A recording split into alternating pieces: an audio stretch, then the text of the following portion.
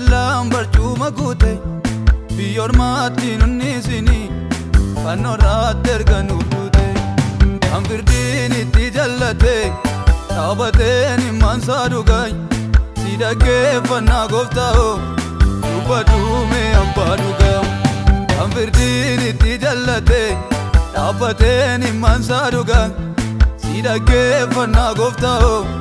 dubbadhuume abbaa dhugaa dubbadhuume abbaa dhugaa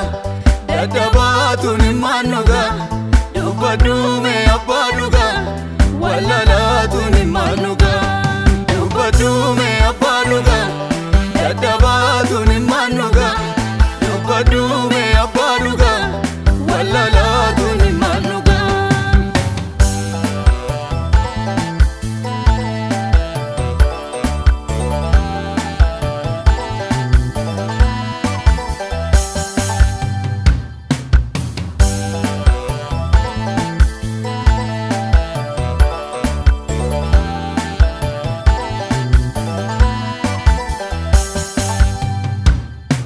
Itoophiyaan suwaamti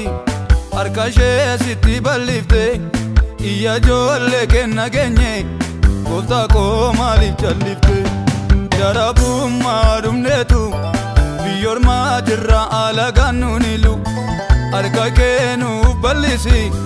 si malee furmaan hin jiru darabummaa dhumneetu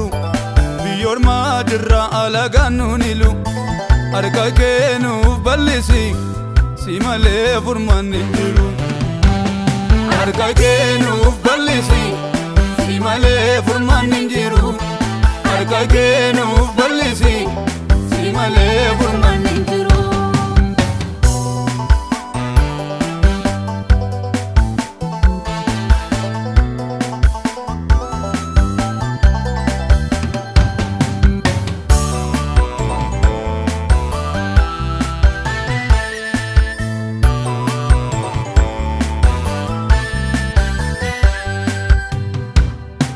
Olaan ciniinu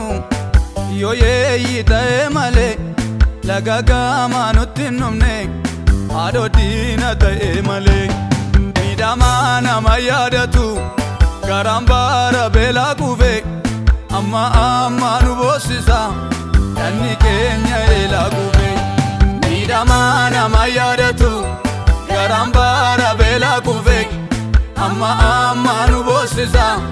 dhanni keenya eelaa kufe garramiin alaa wawwaata jallaan barcuma guute biyyoormaatti nunnisini fannoorratti erga nuuf duute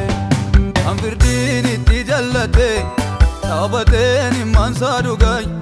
si dhaggeeffannaa gooftaa'oo dubbadhuume abbaa dhugaa kan firdiin itti jallate dhaabateen himmaansaa dhugaa si dhaggeeffannaa gooftaa'oo dubbadhuume abbaa dhugaa dubbadhuume abbaa dhugaa dadhabaatuun himmaan dhugaa dubbadhuume abbaa dhugaa wallalaatuun himmaan dhugaa dubbadhuume abbaa dhugaa dadhabaatuun himmaan dhugaa dubbadhuume abbaa dhugaa wallalaatuun himmaan dhugaa.